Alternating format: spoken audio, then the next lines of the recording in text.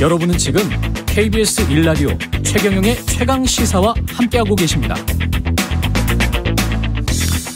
네, 방역활동을 방해한 공직자가 어떻게 대통령이 됩니까? 추미애 전 법무부 장관이 연일 윤석열 국민의힘 대선 후보를 강도 높게 비판하고 있습니다.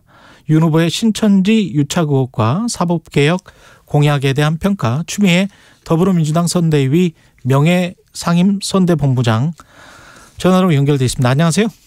네, 안녕하세요. 예, 현장 같이 돌아보셨습니까? 어땠습니까?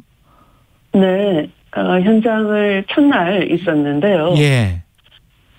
같이 함께 있었는데요. 예. 네, 뜨거운 호응을 받죠. 네. 예.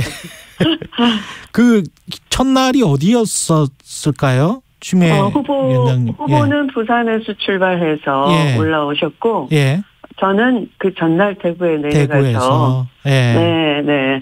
정오 무렵에 유세를 함께 했는데요. 위기 극복 사령관이 되겠다, 유능한 경제 대통령 되겠다, 위기를 기회로 만들겠다니까, 역시 그 경제 능력 면에서는 윤석열 후보보다 기대가 매우 높은 것 같아요. 현장이 매우 뜨거웠어요. 예.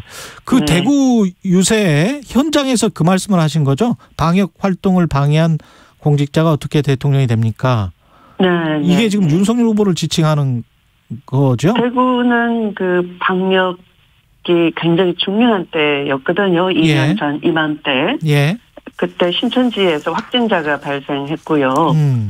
네. 그래서 그때 윤 후보 스스로가 그 신천지에 대한 압수수색 영장을 기각했다라고 좀 자랑 비슷하게 한 적이 있죠. 그 관훈클럽 토론회에서. 만약에 좀 더 그 압수수색 영장에 협조를 했더라면 단 한 명의 생명이라도 더 구할 수 있었지 않느냐 하는 아쉬움이 많은 거죠. 그래서 그런 말씀을 드린 거죠. 그 반려한 이유에 대해서 윤석열 후보가 법무부 장관의 압수수색 지시가 완전히 쇼였다 이런 말을 했잖아요. TV 토론에서. 네, 저도 들었어요. 그런데 참 어처구니가 없죠.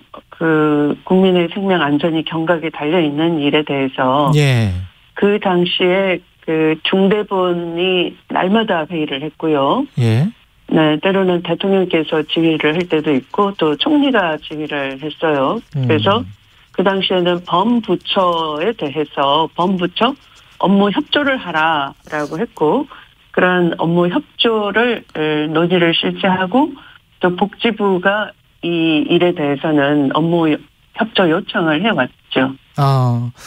그러면 민주당은 지금 압수수색을 왜 안 했다라고 보시는 거예요? 신천지와의 연관성 때문에 그렇다라고 보시는 거죠?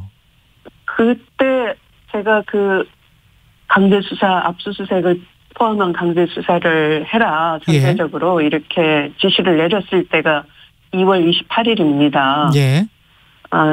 그런데 바로 전날, 하루 전날 윤석열 총장이 직접 그 압수수색보다 더한 방역 방해 사범에 대해서는 구속영장을 청구하라 이렇게 일선의 지시를 내렸어요. 그런데 정작 신천지가 문제가 되니까 이 장관의 지시가 나온 다음 날 압수수색 지시를 바로 하지 말고 자신의 승인을 얻어라 이런 역지시를 내렸던 거죠. 네. 그래서 왜 그러면 자신이 한 것도 압수수색보다 더 한 걸 하는데 사실은 이 공개적으로 하면 숨는다 이런 얘기를 막 하는데요. 그 압수수색은 명단을 대상으로 하는 거죠. 그리고 그 명단 확보된 건 공개가 되질 않아요.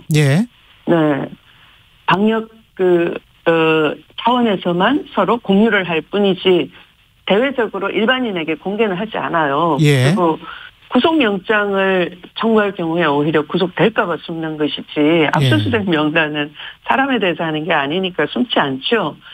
그런데 엉뚱한 말을 하는데 막상 자기 자신은 압수수색 하는 걸 공개해서 그게 언론에 보도가 됐거든요. 그래서 스스로 모순되는 일을 왜 했을까 저도 그때는 이해가 안 됐는데 지금 보니까 세계일보 보도가 그러지 않습니까? 그 당시에 대통령 되려면 뭔가 하는 게 좋지 않냐 그러니까 건진법사 쪽의 조언이 뭐냐면 한 사람의 영매에 대해서는 직접 힘을 치지 않는 게 좋다라고 해서 역지시를 내린 거 아니냐 하는 거예요. 예. 이것도 근데 윤석열 후보가 건진법사 그 무속인의 말을 듣고 신천지에 대한 압수수색을 거부했다.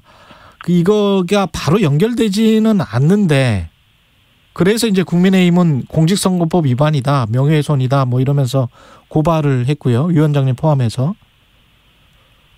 바로 연결이 안 된다기가 아니라 바로 아까 말씀드린 것처럼 2월 27일에는 실제로는 공개해가지고 이 구속 수사해라 이렇게 돼 있었다고요. 윤석열 후보의 구속 수사해라 그렇게 돼 있다가 네네. 예. 네, 그게 또 언론에 보도가 됐다고요. 예. 네, 그런데 장관은 왜 압수수색을 하려면 몰래 하지 공개하느냐라는데, 네, 그 압수수색 대상은 명단이니까 사람이 아니고 명단이잖아요. 예. 명단이고 시설에 대한 그 확보이고 이런 거지. 왜냐하면 신천지의 문제는 신도가 누군지도 모르고 또 신도가 마구 돌아다닌다는 거예요. 그러니까 빨리 누군지 파악하고 동선을 확인하고 그래서 이걸 그 해당 본인한테는 이런 접촉자 확진자와 접촉됐으니까 주의하세요라고 해줘야 되는 거잖아요. 예. 네. 그런데 그 엉뚱하게도 본인의 승인을 얻으라라고 하고 실제로 그 29일인가요? 바로 또 3월 달 2차례에 걸쳐서 이 대구지검에서는 경찰이 신청한 영장을 반려를 해버렸어요. 네. 그러니까 그때도 상당히 의아했는데 이제 그 세계일보 보도가 나오니 이제 퍼즐이 맞춰지는 거죠. 알겠습니다. 법무부 장관의 수사지휘권 폐지, 검찰 예산 독립성 확보, 공수처도 이대로 가면은 폐지할 수 있다. 이게 지금 사법개혁 공약이었는데 윤석열 정부가 검찰 독재나 사법 독재가 될 것이다. 이런 발언을 지금 하셨습니다. 네. 예. 이게 연결이 되는 걸까요? 윤석열 후보의 공약과? 윤석열 후보의 공약이 그러하죠. 윤석열 후보의 공약이 검찰 독재와 사법 독재로 가는 길이다. 네. 왜냐하면 지금 현재도 그 6대 범죄 수사권을 가지고 있는 건데요. 그걸 돌려놓겠다 하는 것이고.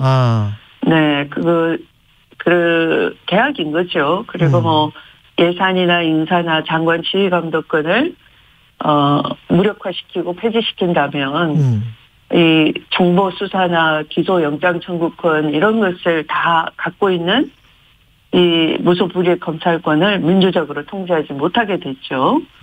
아마 그렇게 될 경우에는 검찰총장 출신의 대통령에다가 또 알아서 기는 이 검찰 조직을 가지고 있으니까 이것은 아마 유신이나 전두환 시대보다 더 지독한 민주주의로 봐서는 더 지독한 후퇴가 될 것이다 라고 예상이 되죠. 유신이나 전두환 시절보다 더 지독한 민주주의의 후퇴가 될 것이다. 네네. 예. 그만큼 검찰 권력이 더 막강해진다. 그렇죠. 아무도 통제를 못하게 되니까요. 대통령은 검찰총장 출신이 되고. 네. 알겠습니다. 그 적폐 수사 발언도 그것과의 연장선상이라고 보시는 거예요? 정치 보복을 사실상 선언한 것이다. 윤석열 후보가.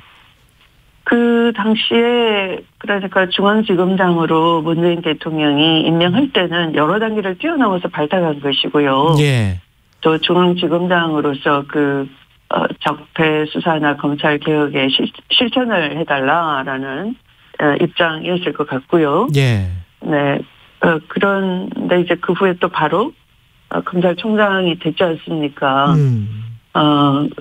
그런데 끊임없이 청와대를 향해서 칼날을 겨누고 있었죠. 네. 그리고 그것을 살아있는 권력을 수사하는 그 정의로운 검사다 이렇게 미화를 했고요. 네.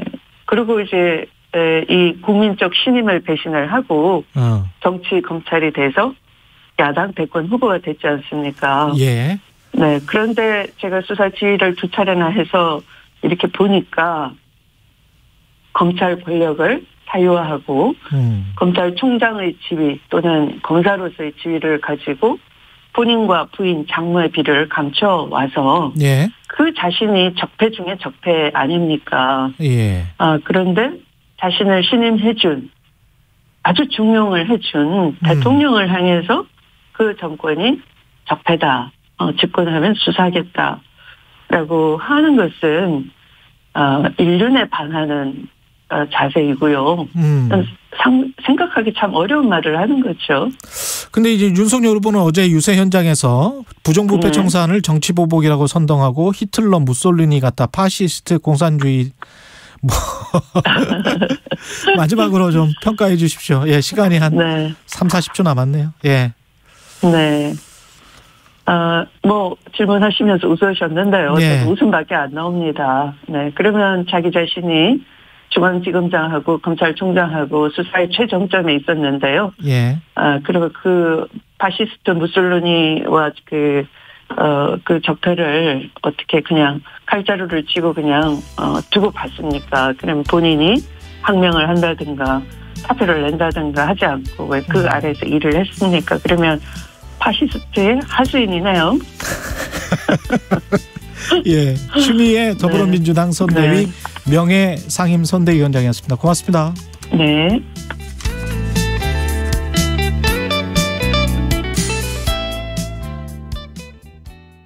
잠시 후 8시 반부터 일부 지역국에서는 해당 지역 방송을 보내드립니다.